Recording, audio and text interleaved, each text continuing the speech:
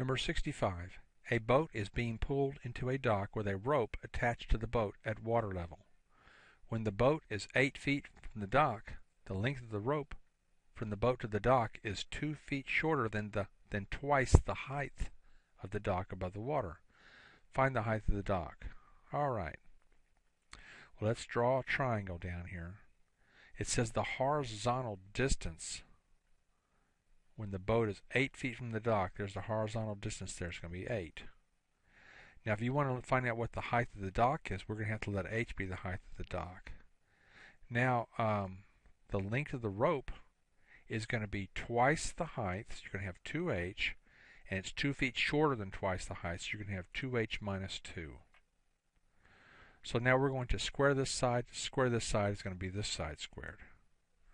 So if you square the h and you square the 8, then you're going to have this side squared. All right? You're going to have 8 squared plus 64. 8 squared is 64. Okay?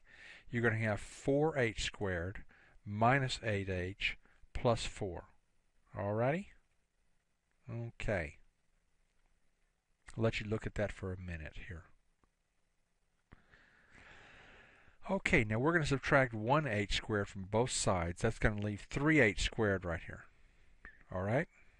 Minus the 8h, and then we're going to subtract 64 from both sides. In other words, move this over here as a minus h squared. Move this over here as a minus 64. You'll end up with 4h squared minus 1h squared will be 3h squared minus 8h. You'll have 4 minus 64 will be minus 60. So you end up with 3 of these and minus 60. Then this is going to equal 0. All right? Now we have, using the no fuss method, we're going to have 3 times 60 is 180. All right?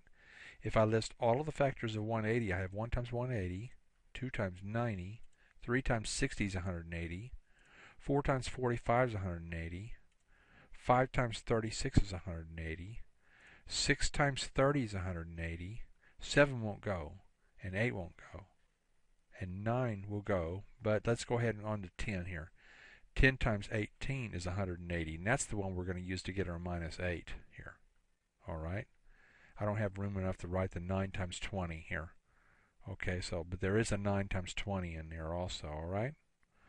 But anyway, 10 times 18 is 180, and 10 minus 18 is negative 8. Of course, we could finish it off, but this is the one that's important here.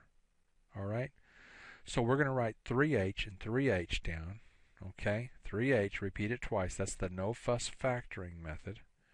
Then you write your 10 and your negative 18 right here. Out of these two, you can factor a 3 out. So you have 3 times h is 3h. 3 times 6 is 18.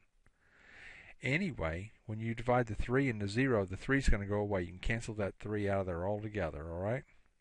So let me write these up here, and we'll have more room here. Then get rid of that 3. We'll copy these two factors up here, and we'll continue on. Okay? Now let's look at the 3h plus 10 equals 0. If 3h plus 10 is 0, 3h is negative 10, and h will be negative 10 thirds. All right? Now that's kind of ridiculous. We're not going to have a height of negative 10 thirds. So we're not going to worry about that one. Let's go on to this one here. If either this is 0 or this is 0. Now we're going to have h minus 6 equals 0, and that gives me a height of 6, and that's our answer.